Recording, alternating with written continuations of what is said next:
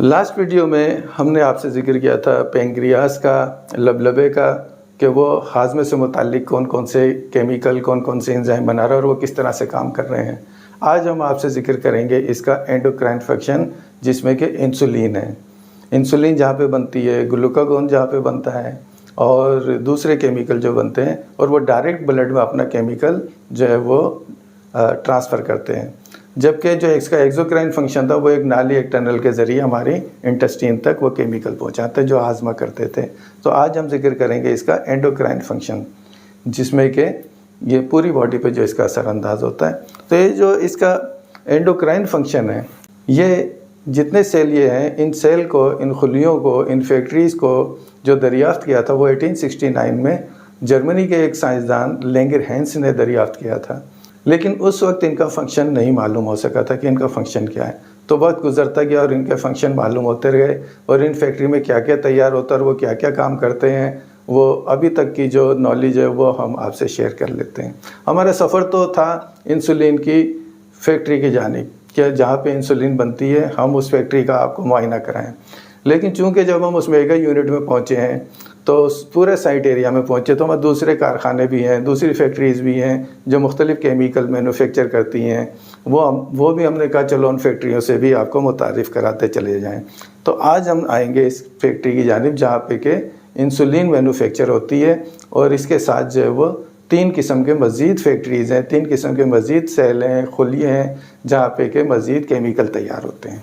जहाँ इंसुलिन तैयार होती है वहाँ तो हमें पहुँच ही जाएंगे, लेकिन उससे पहले हम आपको बता देते हैं। यहाँ पे एक सेल है, एक फैक्ट्री है जो बनाती है पॉलीपेप्टाइड, पेंक्रियाटिक पॉलीपेप्टाइड। ये कलील मिकदार में होते हैं। इनका फंक्शन ये है कि जब ये ब्लड में आते हैं तो ये हमारे दिमाग को सिग्नल पहुँचाते हैं। खाना हमने खा लिया, पेट भरा हुआ है, तो ये दिमाग को सिग्नल पहुँचाते हैं कि भाई खाना रोक। सेटाइटी सेंटर जो हमारा दिमाग में है उसको ये एक्टिवेट करते हैं कि भाई खाने को इसको रोका जाए। तो वो सेटाइटी सेंटर को एक्टिवेट करने के लिए ये पॉलीपेप्टाइड है। इसके अलावा ये पॉलीपेप्टाइड जो है ये मैदे और आंतों की हरकत को भी रोकते हैं कि भाई तुम भी थोड़ा रुक जाओ।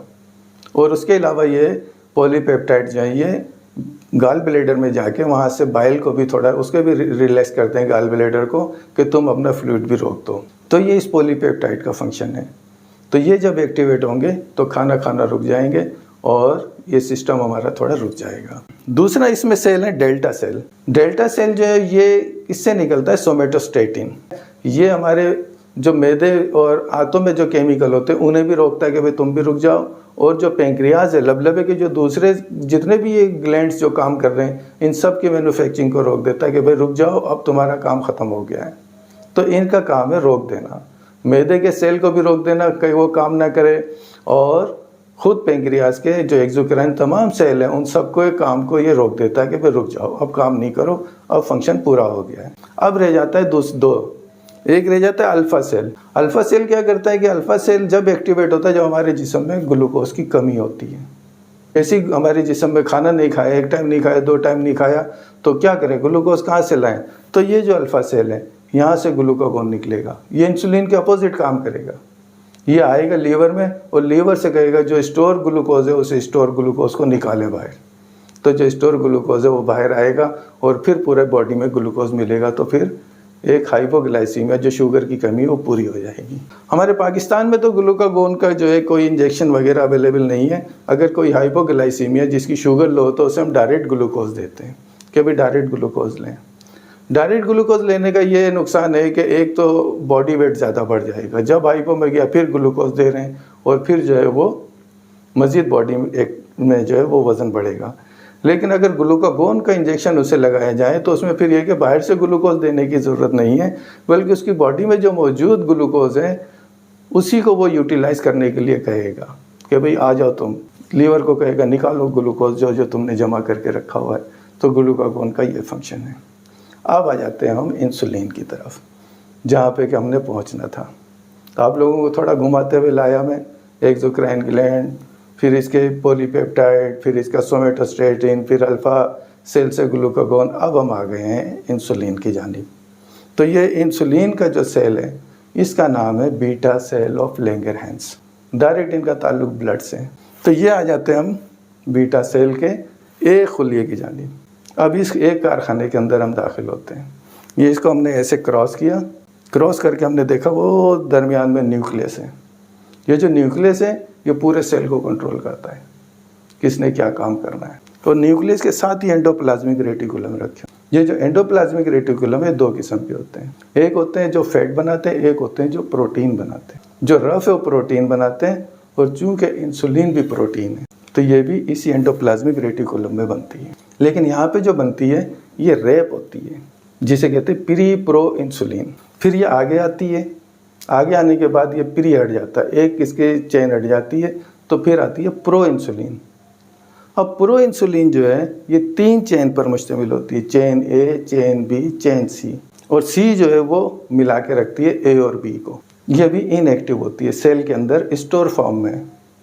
अब जैसे ही हम ग्लूकोज का या खाने का इस्तेमाल करते हैं, ग़िज़ा की नाली से अपर गैस्ट्रो से यहाँ से खाना लगा, और यहाँ से खाने जैसे ही लगा तो यहाँ से केमिकल निकला इंक्रेटिन, और वो सीधा पेंक्रियाज में आया। पेंक्रियाज में आने के बाद कहा कि वो इंसुलिन वाला कि भाई इंसुलिन बनाओ, इंसुलिन बनाना है तुम्हें, इंसुलिन की मैन्युफैक्चरिंग करो। इंक्रेटिन जो है वो इस इंसुलिन की मैन्युफैक्चरिंग को एक्टिवेट करता है, और यहाँ पे इंसुलिन बनना स्टार्ट हो जाती है। तो ये प्रो इंसुलिन की सूरत में स्टोर होता है। अब जैसे ही ग्लूकोज जो है वो पेंक्रियाज में दाखिल होता है, पेंक्रियाज के इस बीटा सेल में आता है, तो इस बीटा सेल में आने के बाद यहाँ पे एक पंप एक्टिवेट होता है, जिससे पोटाशियम बाहर आ जाता है सेल से। पोटाशियम जैसे ही बाहर आता है तो इस सेल के बाहर पोटाशियम कैल्शियम होता है, वो कैल्शियम सेल के अंदर जाता है। जब वो कैल्शियम सेल के अंदर जाता है तो ये सेल इंसुलिन को बाहर निकालता है। तो जब इंसुलिन बाहर निकलती है तो फिर ये इंसुलिन की दोनों चेन ए और बी चेन को मिला के सल्फर से, और सी चेन को सेपरेट, दोनों को बाहर खारिज कर देता है, दोनों बाहर ट्रांसफ़र ब्लड में। अब सी चेन जो है उसे कहते हैं सी पेप्टाइड चेन। प्रोटीन की जो चेन होती है उसे पेप्टाइड कहते हैं। अब सी पेप्टाइड जो वलेदा घूम रहा है, और इंसुलिन डायरेक्ट आ गई ब्लड में, और ब्लड से जहाँ जहाँ भी गई वो हमारे टिश्यू में गई, मसल्स में गई, लीवर में गई, वहाँ जाके तमाम गेट खोल दिए, भाई ग्लूकोज आ रहा है, ग्लूकोज आ रहा है। उस ग्लूकोज को फ़ौरन हमारे लीवर के सेल में और मसल्स के सेल में एंट्री कर देती है। चलो भाई अंदर दाखिल हो, ग्लूकोज अंदर, बाहर खून में ना घूमे। तो इस तरीके से पूरा ग्लूकोज जो है वो हमारी बॉडी में इंसर्ट हो जाता है, ख़ास मकदार तक ब्लड में मौजूद रहता है, 100 के करीब, 100 मिलीग्राम। तो जब ये लेवल कंप्लीट हो जाता है तो फिर इंसुलिन बनना और उसका खारिज होना, उसकी ट्रांसपोर्टेशन वो रुक जाती। तो ये इंसुलिन का पूरा फंक्शन आपने देखा। इंसुलिन सेल में बन रही है, वही प्रो इंसुलिन बनती है, फिर प्रो इंसुलिन बनती है, फिर इंसुलिन निकलती है सेल से, फिर वो आके हमारे ब्लड में जहाँ जहाँ ग्लूकोज है उसे हमारे टिश्यू में, मसल्स में जाके स्टोर कर देती है, जहाँ ग्लूकोज जो है वो एनर्जी में तब्दील होता है और एनर्जी वहाँ से मिलती है, और लीवर में जाके ये स्टोर हो जाता है ग्लाइकोजन की सूरत। तो जब ज़रूरत होती है तो वहाँ से ग्लूकागोन निकला, वो लीवर को बोलता है निकालो ग्लूकोज, और जब ज़्यादा ग्लूकोज हो जाती है तो इंसुलिन निकलता है और कहता है कि डालो ग्लूकोज को अंदर। तो इस तरीके से पूरा ग्लूकोज हमारे ब्लड में मेंटेन होता रहता। तो ये इंसुलिन हमारे जिस्म में, हमारे इस खुलियों में ये मैन्युफैक्चर होती है। ये जो इंसुलिन के कारखाने हैं और ग्लूकागोन के कारखाने हैं, और ये जो पॉलीपेप्टाइड के कारखाने और ये सोमेटोस्टेटिन के कारखाने, ये सिर्फ 1 to 2% है पूरे मेगा यूनिट पेंक्रियाज में। 90% जो हाजमे से मुताल्लिक है, जो हमने इससे पहले आपसे जिक्र किया। बाकी हो जाती है इनको कनेक्टिंग टिश्यू, कि भाई एक दूसरे को कनेक्ट करके रखे ताकि एक शेप बरकरार रहे, इसे कनेक्टिव टिश्यू कहते हैं, और इंटरस्टिशियम भी कहते हैं। तो इन टिश्यू को कनेक्ट करके रखते हैं। ये 8 to 10% हो गए। 90% हाजमे वाले, 1 to 2% इंसुलिन वाले, और बाकी 8% इनको कनेक्ट करने वाले टिश्यू। अब मैं आपको बता देता हूँ कि ये जो इंसुलिन के और ये जो लैंगरहैंस सेल है, ये 1 to 2% होने के बावजूद इनकी मिकदार इस 6 इंच के लबलबे में, जो 1.5 से 2 इंच मोटा है, इसमें 1 अरब होते हैं। 1 बिलियन सेल ऑफ लैंगरहैंस एक पेंक्रियाज में होते हैं, 1 अरब, जो कि इंसुलिन मैन्युफैक्चर करते हैं। यह है कुदरत का कारखाना, यह है अल्लाह ताला की बनाई हुई फैक्ट्री हमारे पेंक्रियाज में इंसुलिन की, कि इतना बड़ा पेंक्रियाज 1% और इनकी मिकदार 1 अरब। ये 1 अरब कारखाने, 1 बिलियन फैक्ट्रीज इंसुलिन बना के हमारी बॉडी को देती हैं, पैदा होने से पहले से लेकर और आखिर तक, जबकि ये सेल डेड ना हो। लेकिन जिन बच्चों के ये सेल आने के बाद डेड हो जाते हैं, उनका एक ऑटो एंटीबॉडी सिस्टम उठ जाता है, जिसे ऑटो इम्यून डिजीज़ कहते हैं। उनके सारे सेल बेचारों के तबाह हो जाते हैं, सारे कारखाने ख़त्म इंसुलिन बनाने। फिर ये इंसुलिन बनना शुरू हुई। 100 साल पहले इंसुलिन बना के लगाना शुरू की थी। 1982 तक जानवरों की इंसुलिन लगती थी, कैटल्स की, मवेशी की, उनके लबलबे से इंसुलिन निकाल के लगाते थे प्योर करके। 1982 में साइंसदान यहाँ तक पहुँच गए थे कि उन्होंने हमारे आंतों में, इंटेस्टाइन में मौजूद एक बैक्टीरिया ई कोलाई जिसे कहते हैं, जो बी कॉम्प्लेक्स बनाता है, उसको लिया, उसकी जीन्स चेंज की उन्होंने, और वो बैक्टीरिया ई कोलाई अब इंसुलिन बनाता है, जो कि ह्यूमन फ्रेंडली है। इंसान के बैक्टीरिया से लिया, उसकी जीन्स चेंज की और वो इंसुलिन बना रहा है, उसे ह्यूमिलिन कहते हैं। ह्यूमिलिन के नाम से 1982 में मार्केट हो गई थी, लिली कंपनी लेकर आई। तो ये इंसानों का कारखाना, वो पूरी दुनिया में सप्लाई कर रहे हैं इंसुलिन, और वो कुदरत का कारखाना जो पूरी बॉडी को सप्लाई करती है, और हर बॉडी में वो बिल्ट इन होती है फैक्ट्री इंसुलिन की। तो इंसुलिन से मत घबराएं। आज पूरा इंसुलिन का ये पूरा ट्रांसपोर्टिंग सिस्टम, पूरी फैक्ट्री का मुआयना कराने की ज़रूरत इसलिए पेश आई कि लोग बाग बहुत डरते हैं इंसुलिन से, कि इंसुलिन नहीं लगा उसके गुर्दे चले जाएंगे, इंसुलिन से वो मर गया। और भाई इंसुलिन लगाते ही आप उस वक्त जब वो बिल्कुल हर चीज़ उसकी ख़त्म हो चुकी होती है, फिर हार मानते हैं, डॉक्टर को कहते हैं कि चले अब इंसुलिन ही लगा दें। उससे पहले तो इंसुलिन का खौफ, नीडल का खौफ, ये खौफ, जाएंगे कहाँ ले, क्या करेंगे, उसने डरा दिया कि आखिर वक्त में लगी थी उसके हो गया।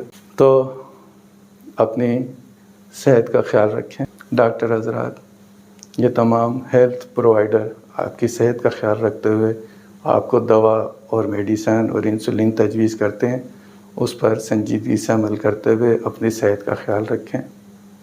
आइंदा फिर किसी टॉपिक के साथ हाजिर होंगे, उस वक्त तक के लिए इजाज़त चाहते हैं। अल्लाह हाफिज़।